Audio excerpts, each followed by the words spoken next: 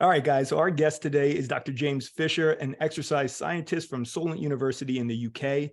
Dr. Fisher has been one of the most notable names in exercise science research over the past several years, having led or collaborated on some of the most important papers published recently, such as No Time to Lift, designing time-efficient training programs for strength and hypertrophy, the minimum effective dose required to increase strength in powerlifters, and resistance training recommendations to maximize muscle hypertrophy in an athletic population, just to name a very, very few. And on a personal note, James happens to be one of Corrie-Beth and my favorite people in the fitness space for the simple fact that he is just a cool dude to be around.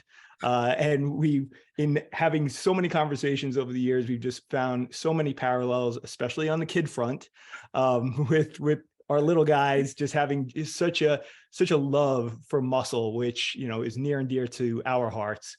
So anyway, James, welcome to the show today. Thank you so much for having me, guys. It's a real pleasure to be here. Thank you. Awesome. So we're pumped to have you on, and there is only one way we could kick this off, which is with a little true and false. And I'm just going to add that you can answer true and false with a caveat. And then we will circle back around to these answers after we've gone through them all. So here we go. Get ready. There's 10. You ready? Okay. Okay. All right. Number one, true or false, or with a caveat. As an exercise researcher, you have the time to work out every day. False. All right. True or false? Most of your fitness needs can be met with less than 60 minutes of exercise a week. True. Nice. True or false? Full body workouts are best for strength and muscle gains. True with a caveat. Awesome. Okay. Exercise variety matters in muscle development. False with a caveat. Okay. All right. Next up, we got exercise plays a big role in fat loss. True. Number 6. You like to wear tight bicycle shorts on the weekends. False with a caveat. Yeah, that's what I thought. Maybe he doesn't like to wear them. Okay, I can't wait for that one. Next up is the training requirements of men and women differ. False with a caveat. Okay. All right. Number 8, training to failure holds an advantage over sets stopped 1 to 2 reps short of failure. True with a caveat. Okay. All right. And then the order of your exercises matters for building muscle and strength. False with a caveat. All right. Number 10, building muscle and strength are not the biggest benefits of resistance training. True. Like that. And now this is my little bonus one. True or false? He's laughing already. True or false? Shoulders make the man. Oh my God. Yeah, true. Oh, I was almost certain you were going to answer false because I know you're just such a big biceps guy. Excellent. Ted, I believe you said that in what was it? Gosh, a number of years back in a round table that we were having in a restaurant, and yeah, that stuck with me for a long time. It's true. I think I have to agree with that one. Shoulders do make the man. I just wish I had a little bit more cap on my own. It's but very nice shoulders. But as I remember, Mike, you were pointing out that the real difficulty is the hamstrings. And ever since then, I've definitely had a big focus on hamstring training. So, but that's awesome. Also why I don't walk around with shorts. Okay. There's always a way. There's always a workaround. Always a workaround. All right, cool.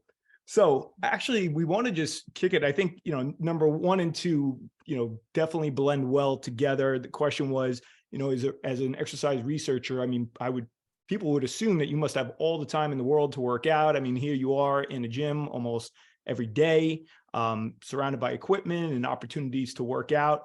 But you also said that most of your fitness needs could be met in 60 minutes or less per week. So do you want to expand on that?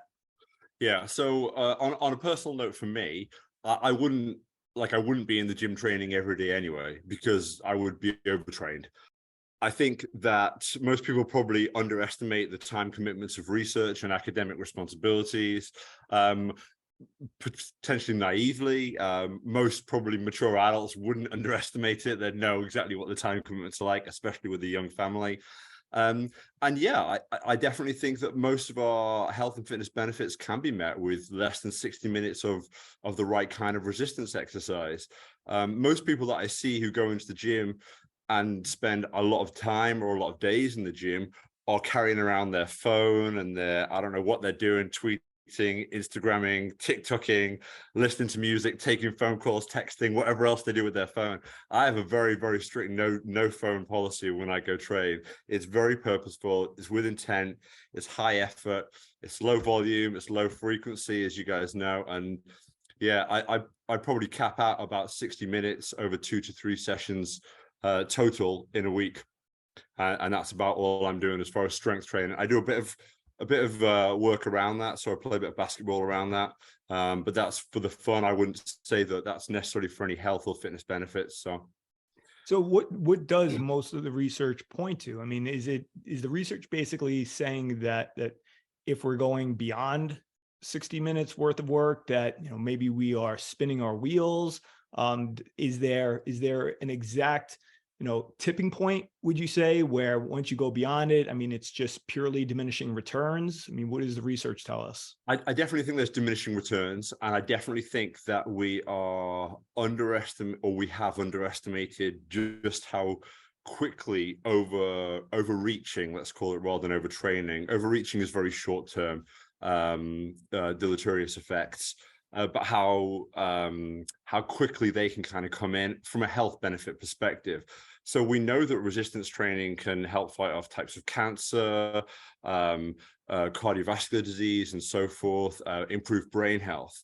And the research unequivocally says anything up to 60 minutes is great. 60 minutes is an absolute, you don't need to do more than that. Probably 30 minutes for most people is sufficient. Once you cross the 60-minute mark, as well, certainly once you cross the 2-hour mark, there might even be negative implications of doing too much.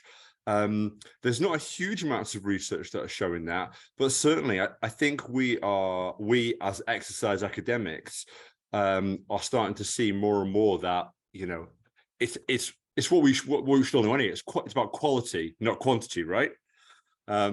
So yeah, I definitely think that 60 minutes of the right type of hard exercise is absolutely sufficient for all the health benefits that we can reap, and probably for strength and hypertrophic benefits as well.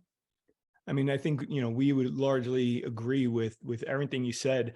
I'm thinking about the person who is listening to this right now and saying, yeah, but, I work at a big gym, and, it's going to take me longer. And I think that we would all agree that definitely plays a role in terms of total time, which I think your point, it's more about the quality of work being done versus the quantity, and to put an actual amount of time on it is probably the wrong approach. So what would you say should we be measuring in that point? Is it just getting X number of sets in a week? X amount of time under tension? I mean, what would your recommendations be? Yeah. So as far as time under tension, we're probably looking at 60 to 90 seconds of time under tension for a set of exercise. We probably don't want to go much beyond that. And if we're falling much short of 60 seconds, we're potentially not reaping all the benefits that we can. I'm not saying we're not getting benefits, but we're potentially not reaping as many. And that may be where multiple sets training comes in. If people are getting a set done in 10 to 20 seconds, which is what we often see, in commercial facilities, maybe a second or a third set are a requirement, especially if the first set isn't of a high enough effort level. I do appreciate that I have my own gym at home, and I can train in a university gym anytime I want. I can pretty much walk into one of my labs and use some good strength training equipment. So I'm not at the same constraints as other people who are maybe waiting for equipment or in a busy time to get around different resistance machines or free weights, whatever it might be. So yeah, we certainly shouldn't measure exercise based on time. It might be I mean, maybe what you said about sets is exactly right. So, I would say full body workout, which kind of links into one of your other questions. And we're probably looking at exercising a muscle group 8 to 10 times per week. So that's probably 2 to 3 exercises or 3 to 4 exercises per muscle group rather than sets of exercise across 2 to 3 workouts per week, which for me equates to 20 to 30-minute workouts. No, that makes a lot of sense. And, you just made a good point there. You would say maybe, 2 to 3 different exercises, but is there any downside then to doing those 2 to 3 sets of the same exercise? I think there's more evidence now saying that certainly for specific muscle groups like the quadriceps, where there are multiple muscles acting in the same way, that there might be benefits from challenging the muscle in different vectors. So rather than just doing 3 sets of a leg press, we might get more from doing a set of a leg press and a set of a deadlift and a set of, say, lunges or split squats, and challenging the body in different ways, or knee extensions and leg curls and so forth. So if I were to say train the quadriceps, I wouldn't just do the same exercise workout in, workout, every workout for multiple sets. I would target that muscle group through different exercises. Yeah. And so then, with the question around full body workouts, I mean, you said it was true with a caveat that full body workouts are best for strength and muscle gains. So why don't we dive a little bit deeper into that? Yeah, absolutely. So I think that if somebody is absolutely after the nth degree of strength and or muscle size, then they might do a workout specifically focused on a specific exercise or a specific movement. So in my head, I'm thinking here about powerlifters. If they're specifically focused on their bench press strength, where every ounce makes a difference, they might do a workout that's specifically focused on their bench press. They might do another workout specifically focused on deadlift or back squat, and that might make a difference. I'm not saying that it definitely would. I'm saying that there might be an element where we focus in that way. Or we split a workout down. For a bodybuilder, and you're way more equipped to talk about this than I am, Mike, there might be benefits if somebody is going through a phase of cutting where they want to keep their metabolism high and they want to have a high training frequency, that they were to go to a split routine. Again, there's no academic evidence to underpin that, but there's certainly no evidence to say that there will be contraindications from doing so. Yeah, I'm glad you mentioned that about the bodybuilding, because I was gonna, just speak up for all the bros out there. I'm actually one that I've always felt much better doing full body workouts 3 times a week, even when bodybuilding. I mean, there was a phase where, I think in some of our competition prep early on, we did some splits. Yep. And then later on, seeing that it really didn't make a difference. And I'm of the personal belief from a metabolic standpoint that, there's greater benefit from a full body workout, because if your focus is on trying to expend the greatest number of calories possible within a session, you're going to get a lot more doing a full body workout versus doing some sort of split. Yeah. Of course, the other caveat around all of this is, say, for a cyclist. So you, of course, mentioned me in lycra shorts. So I'm glad you've been thinking about that, you guys. It was his question, not mine. So a cyclist who rides with a group of other cyclists would not want to be the one that slows down the peloton. So if I, for example, were going out with a group of 10 other guys, I don't want to be the weak link. So if I were to train, if I know I'm going to train today and cycle tomorrow, I might be more tempted to do an upper body routine today and then do a lower body routine after cycling tomorrow. And it would purely be because I don't want to be fatigued going into that. That would be if my focus was on cycling, or if my focus was on not slowing down the group. So I think that there are other variables to maybe take into account. I just don't think it's as black and white as, always do full body and that's it with no exception.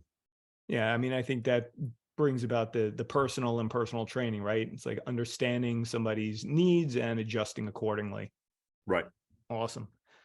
All right. So then again, I guess this falls still in this category. We talked about exercise variation and its role or its necessity in building strength and muscle. Yeah. So again, I think probably 90, maybe 95% of gains can be attained from the same routine, week in, week out, session in, session out. The big five talked about by Doug in Body by Science. If you're only ever going to do 5 exercises for the rest of your life, then why not stick to those 5, and you'll probably get most of what you're ever going to get.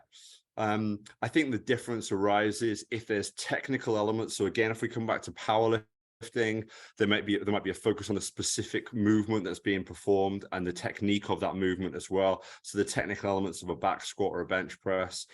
And then, of course, for a bodybuilder, there might be focus on other sort of supplementary muscles, let's say synergistic muscles. So there might be an emphasis on focusing on, I don't know, the rear deltoids or, whatever it might be.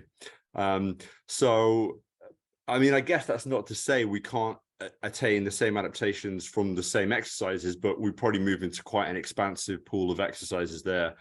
When I think about, okay, can you get most of your adaptations from doing the same exercises week in, week out? I tend to think quite a small pool of exercises. So what about for yourself? I mean, how much does variety play into your personal training? Yeah. So during COVID, I decided I was never going to go back to a commercial gym. I bought my own home gym equipment. I thought long and hard about it. And I, in the end, bought a plate loaded leverage multi-gym. And it's a really nice piece. It's limited in what it can do. So in fact, it's not that limited, but it is obviously somewhat limited in what it can do. So I have a good set of free weight exercises and body weight. So chinning bars, dipping bars, so on and so forth. And I think at that point, I pretty much cover all bases. 45-degree Roman chair and things like that. I have variety in my workout as much for the enjoyment of variety and the mental stimulus as for maybe the differences in adaptation. If I tend to cut workout short, so if I do a workout that's maybe only 5 or 6 exercises because that's all I've got time to do, then they might be, or they would almost certainly all be multi-joint movements. But then if I'm going to train, if I then get another 10 or 15 minutes to train a couple of days later, I might still be gassed out from the workout 2 days ago, but I might feel like I can go in and do some knee extensions and leg curls and some biceps, triceps, and kind of still do a full body workout, but maybe skip some of the big multi-joint movements. And that's where that kind of variety comes in for me. It's enjoyable to have that variety. And I can kind of have a workout focus maybe on different machines or different exercises, single joint, multi-joint, and so forth.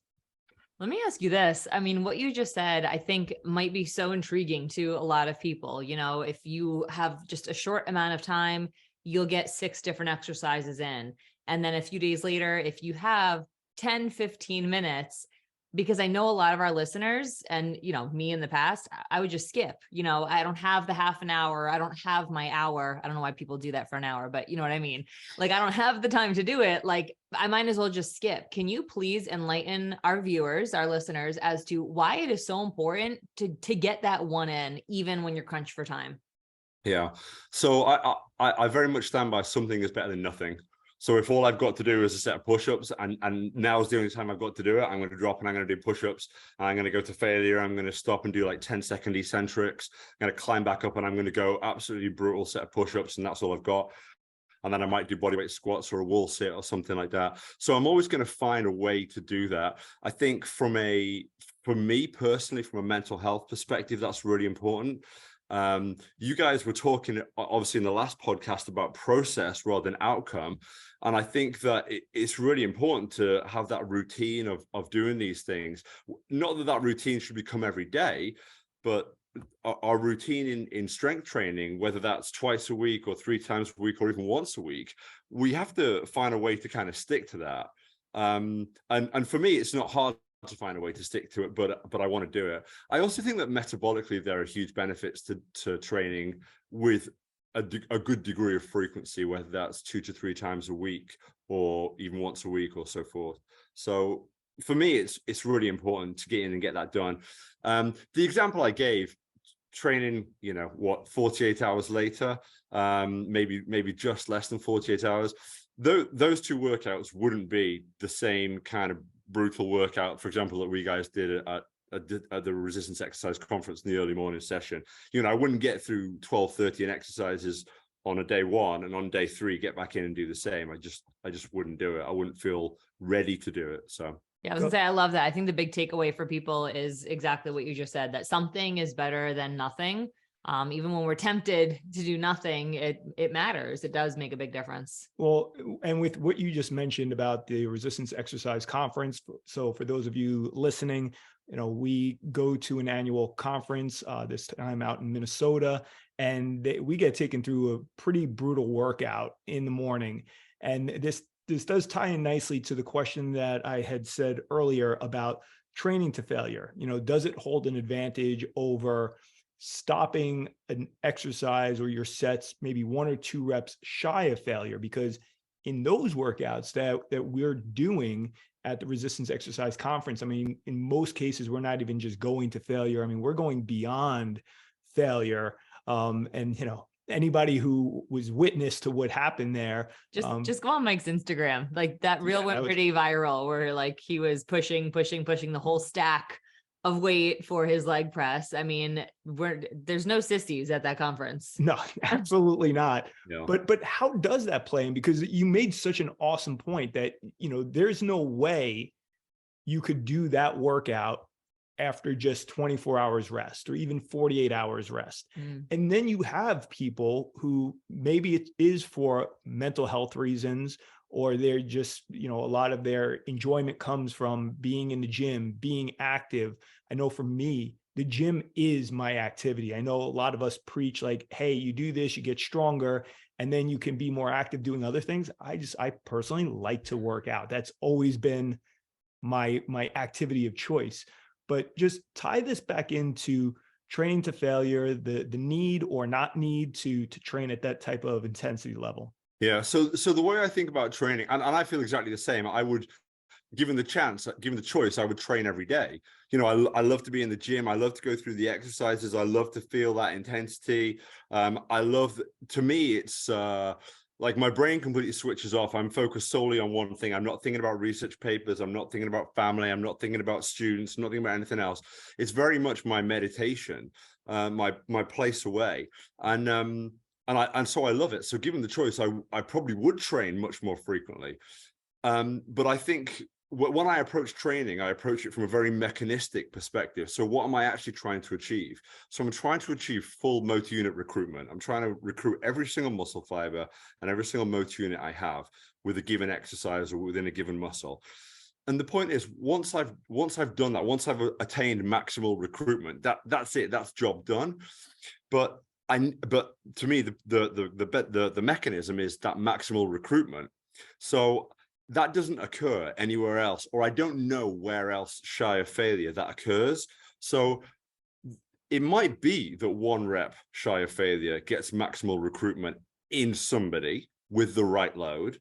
It might be that 2 reps shy of failure gets the maximal recruitment with somebody with the right weight with a given exercise. But we don't know that. All we really know is that when you reach failure, that's maximal recruitment. That's it. Okay. Now, the advantage of advanced overload techniques like that were done at the resistance exercise conference. So whether that's negatives or forced reps or so on and so forth, the benefit there for me is it's kind of an insurance policy. Okay, did you really get to failure? Did you really recruit everything? Let's just check. Let's just put the icing on the cake here. Okay, and I love that. So given the choice, I would have that in every workout. But we both know the damage that's done to the muscle. We know that the soreness that can arise from that kind of workout. And we know that the stimulus or the training, is just the stimulus. It's the recovery that's the adaptation. So stimulus every day doesn't allow time for adaptation. From a health perspective, as well as from a physiological perspective at a muscular level. So training at that frequency just doesn't give us anything. It's got to be go in, provide the stimulus, make sure the stimulus is appropriate, e.g.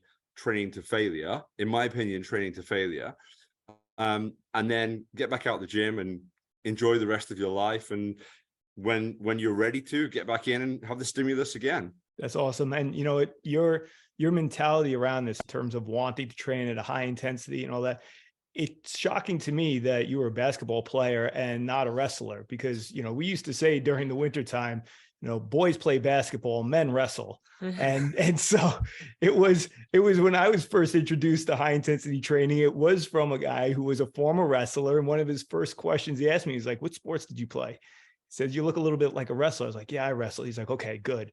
And he honed right in on the mentality. There's like almost somewhat of a sickness there where, you just want to keep pushing and keep going.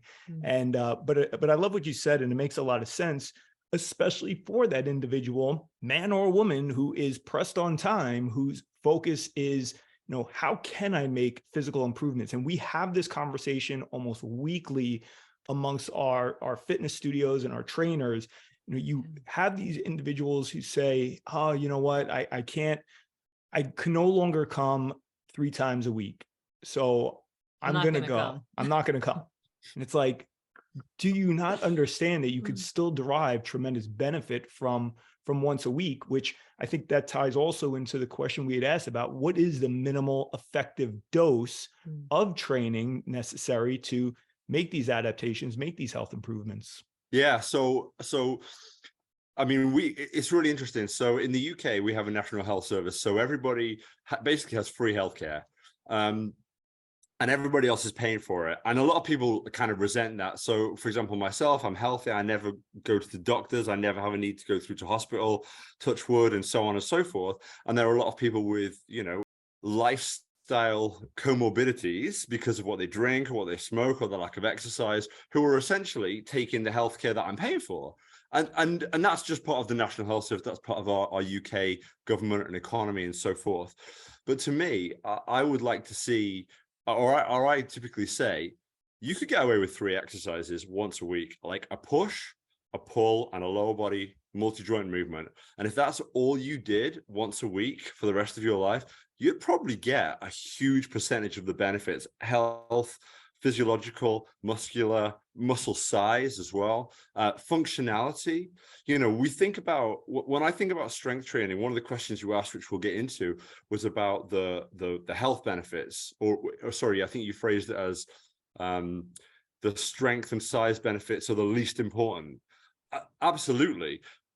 In the grand scheme of things, nobody really is interested in how strong or how big our muscles are. What we're interested in, what that can deliver us outside of the gym, and the functionality and the quality of life that can give us as we age. And I think if most people did those 3, or if all people did those 3 exercises, there would be a lot less people going into ER rooms with cardiac events or with poor mental health or whatever else it might be. Insert, variable here, basically. So I would say you could get away with 3 exercises once a week.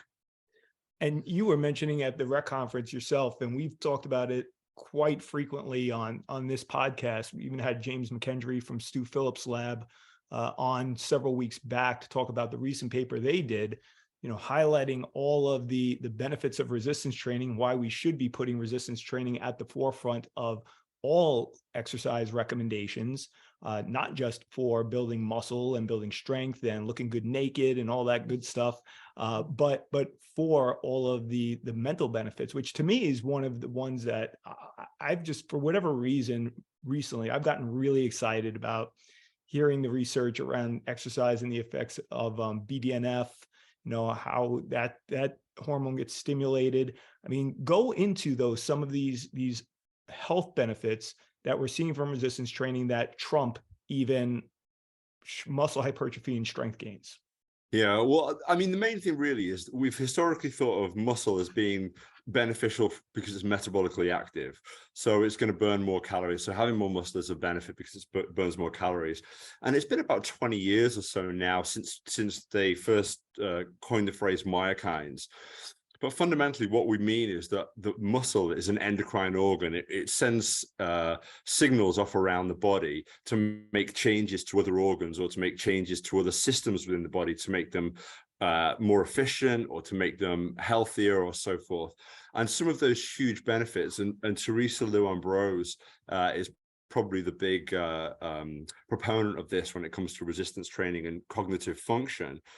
But some of those myokines are things like BDNF, brain-derived neurotrophic factor, that help fight things like dementia or Alzheimer's and so forth.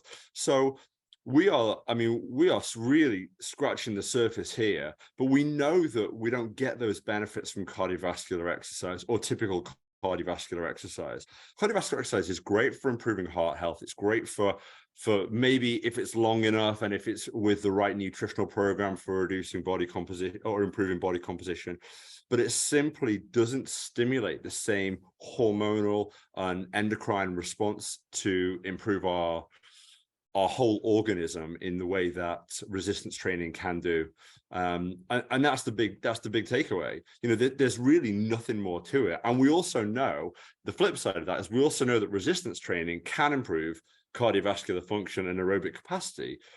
So the other side of it is we can get all the same benefits that we would get from cardio from resistance training and then some. So there's no doubt that that resistance training should absolutely be the priority when it comes to exercise.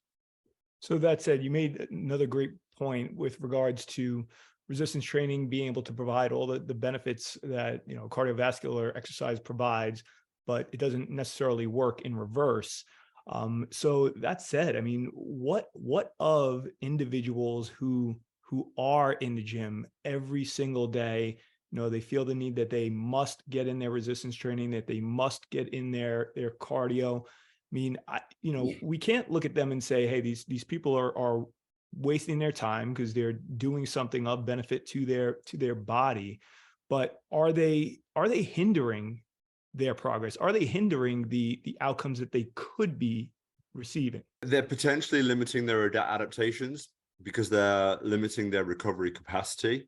So yeah, definitely from that perspective, whether they're hindering their health in the process is potentially also questionable. Too much of something can be bad for us. So it might well be that they there are negative implications from prolonged periods of high frequency training. So yeah, I mean, I wouldn't encourage anybody to do that. If anybody is doing that, I wouldn't necessarily discourage them from doing it. I would ask them what their benefits of doing it are and why they're doing it. So, if they're spending hours in the gym because they're trying to get around different machines and there's they can only go at a busy time period, well, that's fine. If they have an office job where they simply don't move much in the day and then they go to the gym in the evening and they do a 5K on the treadmill just to get their steps up, but it's not necessarily of a hugely high intensity, well, that's not the end of the world. I think there's huge benefits to doing that. For me, I think that resistance training and an active lifestyle are the right combination. But I know that that's, in a modern society where we spend so much time in a seated position, or where everybody else, probably not us guys, spend so much time in a seated position, with their body almost switched off. Maybe it's great for their mental health. Maybe it's great for their physiology to go and just do some exercise. Our body is designed to move, and if it's not moving, that's a bad thing. Yeah, I mean, what I hear when you say that is like the dose makes the poison, right? It's really a question of, is this, as you're doing all of this activity, are you feeling as though you're actually reaping the benefits, or are you just doing this to do it? Are you just doing it because you think you're supposed to do it? And I think that that's what we see a lot in our line of work is, people coming in, and when we start to assess those individuals who have a pretty active lifestyle or are currently exercising, they're just looking for something new. You often find these scenarios where they have not made any positive benefits in a long time. They may look okay, right? For all intents and purposes, they look like they work out, but they're still not hitting the upper limits of their potential, so to speak. Yeah. And that's where sometimes it's harder to have these conversations with them because, explain to somebody, and I was there myself trying to explain, like, no, actually, you're going to derive more from doing a little bit less, or at least doing it this way is not always an easy conversation. Are those conversations that you actually ever end up having to have with people, or because of the research, you don't really have to get into that? No, I think we, our undergraduate level, part of what we do is undo the kind of the common thinking in society about exercise. So, most government World Health Organization guidelines, ACSM guidelines, exercise is all based around duration. Do 150 minutes of exercise or do this amount of exercise. It's not about what the quality of exercise should be about, or there's been less focus on what the intensity or type of exercise is. We should go for a run, we should get on a bike, we should, whatever it might be, things that are relatively manageable for most people. Most people probably go for a run because they think, hey, I can do that, I can run. The perceptions around resistance training are that it's much more complicated. But a lot of our early conversations with our undergraduate students is, should we really be basing exercise around, you should do 150 minutes of exercise a week? What does that even mean? Is 150 minutes of this equivalent to 150 minutes of that? Or of, the difference between going swimming for 150 minutes and going for a 150-minute run is huge. Most people are incredibly inefficient swimmers, and they derive far greater health benefits from swimming for 150 minutes. But I bet they don't do that. So, I would drown. I would straight up drown. You get me past, I think, about 10 minutes, 15 minutes, I'm sinking. I mean, that's so interesting. I've never thought about that. I think it just goes back to the point that everything we're learning is actually countercultural. What we're told by whoever makes up these guidelines. I mean, it's absolute nonsense.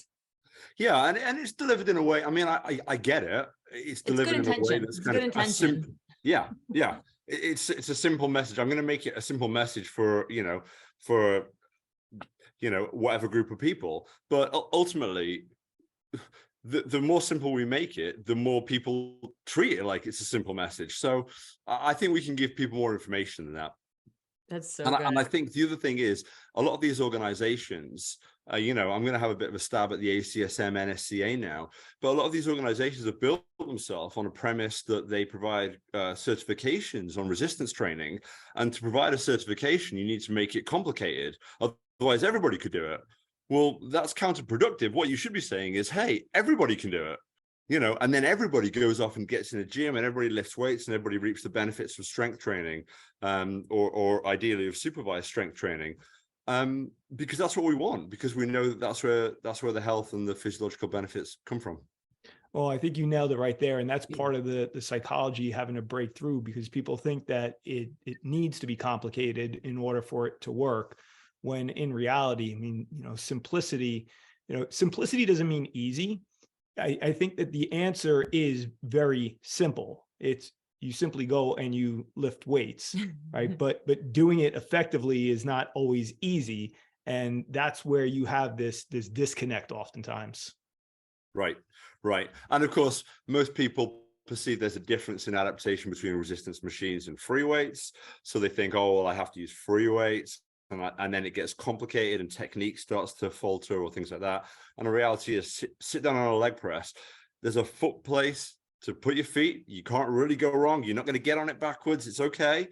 You can't really go wrong with, a leg press, chest press, row exercise. So have you seen TikTok lately? I'm going to challenge that. Okay. Yeah, I'm sure there's some people that can do it wrong. I want to dive into this fat loss. Oh, can I go backwards though? Actually, yeah. We do want to talk about that, but where is it? The fat loss. Yeah. So exercise plays a big role in fat loss. I was kind of interested in your answer to that. I would love for you to expound upon that. Yeah. So typically the adage is, you can't outrun a bad diet. So to say that exercise is the key stimulus for fat loss, I don't think is appropriate. I think that, the amount anybody is going to exercise is going to be significantly less than the amount of time they can spend eating horrendous food. And of course, the reality is the wrong type of exercise. So, for example, long duration, steady state exercise stimulates hormones that make you want to go and eat food. Like, there's nothing you can do about that. That's natural. That's built into your body. Resistance training and high intensity interval training do not stimulate the same appetite, and they also stimulate growth hormones. So we know that those are the right ways to exercise to kind of kind of stimulate satiety. So I think with that in mind, yes, resistance training can help to improve body composition and reduce body fat, because it's the right type of exercise to do. But I think we have to think about it in context of a nutritional strategy as well. I also become anxious when we talk only about dietary strategies to improve body composition, because most people think that all they have to do is cut calories, and they don't think about what calories they're cutting. So most people who probably reduce their calories to improve their body composition actually lose body fat, but they probably also lose a lot of muscle. And I mean, you just touched on it right there too. It's the hormonal component that people leave out. They treat fat loss as if it's only a math equation of calories in and calories out. So if I go do my steady state, run, or I jump on my bike and I cycle, that as long as I'm expending lots of calories, that's all that matters. But I mean, you touched on it. When you're performing resistance training, it's the release of hormones, growth hormone. It's helping to suppress insulin. It's doing all these things that you're not going to receive if you're just focused on doing long duration aerobic exercise. I've always personally viewed exercise in general, especially resistance training, though, as a support system to your nutrition plan, right? Like you can't do just the nutrition and expect to look the way that you want to look. But it's also wrong to think that you're going to exercise your way there. So the two definitely work in conjunction, but I've always felt that, hey, the nutrition is going to help to push the fat loss probably harder, because to your point, it's easier not to eat the muffin and take in those 450 calories than have to go and expend those 450 calories. He said that because I just made muffins for the kids this morning. Yeah. But can I just say, most people listen to this podcast. Well, I don't know, maybe most people listen to this podcast wouldn't know, but most people would have no idea that a muffin is like 450 calories. They'd be like, oh, that's like 150, 200 calories. If I go for a brisk walk, that's fine. That's not, like, it's a massive amount of calories. I mean, education is key, right? And most people have no concept of what they put in their body as far as the number of calories that they consume and the type of calories that they consume. So, we've talked about nutrition before, and of course, I'm a big proponent of protein is first. We get our protein in. We get our protein in the right dosage, in the right frequency throughout the day. We add our resistance training. Pretty much everything else will fall into place as long as we're not overdosing on everything else. I agree. And to that point about the muffin, listen, I thought when I was a teacher, I was so healthy, you guys. I would have like lemon and tea, but actually what that looked like was a lemon poppy seed muffin and Arizona green tea. I mean, the marketing. I was so healthy. And then I'd go to like the gym and be like, I can't lift weights. Those are going to make me bulky. So I had a lemon poppy seed muffin. I had a big Arizona 99-cent green tea because that's healthier. Oh my gosh, you guys, so much sugar, so much processed. And then I'm like, why am I fat? I'll tell you now why I was fat, Well, since you brought it up about going to the gym, and as a female, you being concerned about bulking up, we had asked about training differences though between men and women. Like, should these things differ to any extent? Fundamentally, no. I mean, I think I said no with a caveat. So really, there should be no difference between the way we train males and females. I'm interested in it because, I gave a caveat because it was a nice segue into the research I presented at the conference, where a reasonable percentage of trainers and trainees discussed that males and females should be trained slightly differently. And a lot of it really was around program design. So there was maybe an emphasis on a focus upon different exercises to focus on different body parts.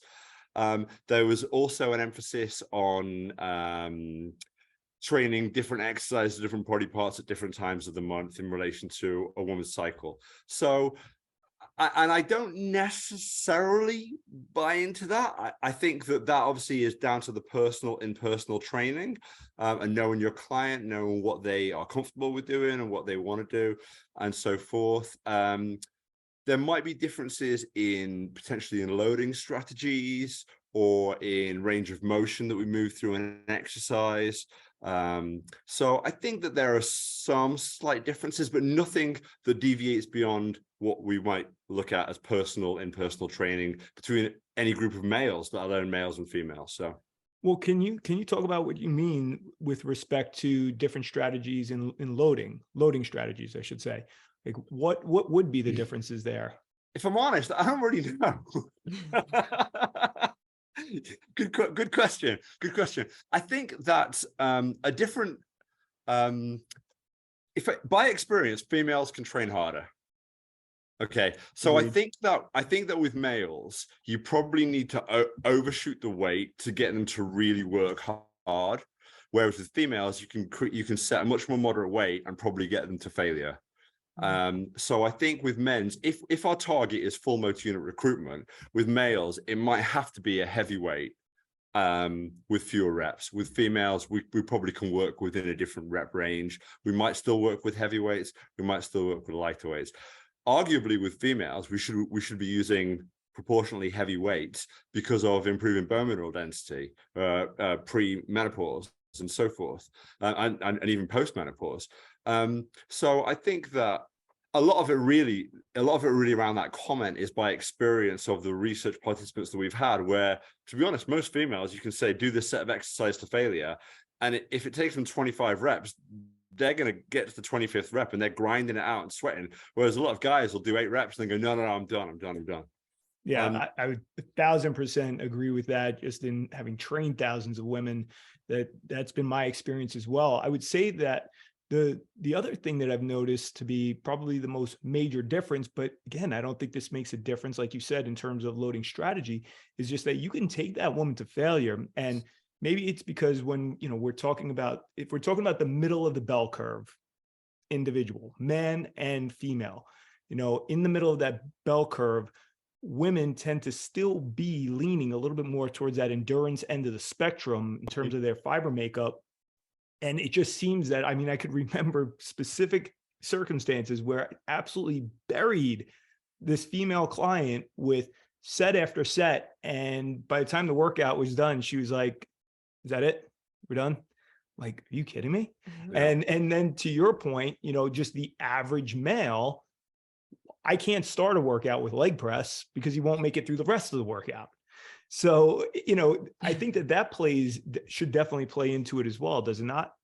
Yeah, completely. I totally agree. And I've had the same experience with clients that I've trained in the past, or with research participants.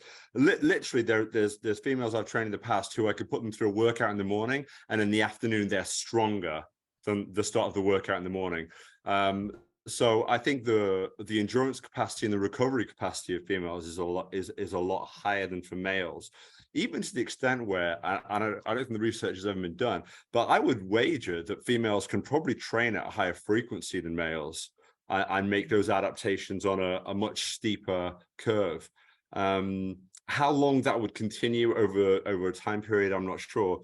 But, I've said to Luke a couple of times, I bet they could get some women in, even more than 3 times per week, and they'd continue making adaptations. So, yeah, you beat me to the punch, because that was exactly going to be my question. We feel that there are a lot of women who can come more frequently, and most of ours on average are doing 3 times a week. Mm-hmm. And where we're kind of like, let's pump the brakes before we consider doing more than that. yeah. Maybe occasionally that's okay, knowing that there's going to be a time where they're going to scale back. So if we're really taking that macro view of their training over the course of the year, 2 or 3 weeks out of the year where they're upping the frequency isn't that big of a deal when they're going to have a 2-week vacation in the summertime, a 1 week during the winter. I mean, I think the thing that we're always trying to do, though, for people, and I guess in the right way, is try to find something that they could do consistently, week after week after week, instead of that, hyper focused on this person recovers exactly 4 days after a workout, and so we got to schedule their workout every 4 days, which is just, to me, it's brutal trying to figure that out. Yeah. And I would never encourage anybody to be training more than 3 times a week if they're doing the right kind of strength training. Certainly, I don't think there's any problem with I don't think there's any need, sorry, to find the exact dose and the exact recovery period. I know for a fact there are some days I go in the gym where I train maybe 2 or 3 days earlier, and because of that and other lifestyle factors, I'm a bit tired, a bit worn down, a bit maybe unprepared, a bit less prepared to train. And I go in and I go, well, I'm going to give it everything that I've got today because this is the time I've got to train, and that's okay. So I think that's okay. I don't have a huge problem with that. I'm not, I know that there are some people with a philosophy that says, oh, if you're not 100% recovered, if you're not mentally and physiologically focused and ready, you shouldn't go in the gym. You should give it another 24 hours. Well, lifestyle doesn't always permit that. So routine is key in all of this, and forming that routine and so forth, for me, is important. Well, we don't want to keep you much longer, but I do want to just ask a follow-up question to that, if I can, which is, what about those who reside on the opposite end of the spectrum? I mean, we're always talking a lot about people who may be overdoing it and the need to cut down, but what about those individuals who are constantly, pushing their frequency to just less and less frequent training, extending beyond a week off and so on and so forth? I mean, what do you think, or what do you observe in those scenarios? I think they're probably leaving a little bit on the table with adaptation. I think that for me, one of the key benefits of resistance training is the depletion of glucose within our muscular system. So we're absolutely going to drain our muscles of glucose. So we're improving our insulin response with the next time we consume food, and we're giving our body somewhere to store any sugar that we consume. And I think that if we're training at too low of a frequency, we're running our risk of adding adipose tissue by not depleting that glucose storage. That's probably the primary thing that I think of on a personal level. If people train at a lower frequency, once every 10 days, once every 14 days, if it's the right kind of training, if it's the right kind of workout, then they're probably going to get a lot of the benefits that they're going to get. They're probably not leaving a huge amount on the table, but I would say they're maybe not optimizing adaptations. That's great. Well, I hope everybody listening to this today, really comes away understanding that, a little bit of exercise each week can actually do a lot more for them than they could possibly imagine.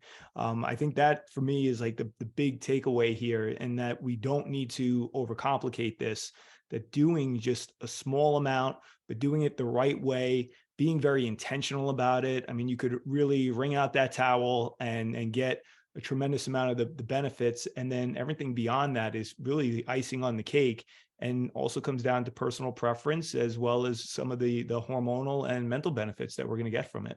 So with that said, James, just want to thank you once again for being on here today. This was a great conversation. Will you come back sometime? Absolutely. I would love to. Thank you so much for having me, guys. It's always a pleasure to chat and see you guys. Ditto. Bring your bike shorts. We didn't get to that, but bring your bike shorts. Yeah, I'll have them next time. Take care. See you later. Bye-bye.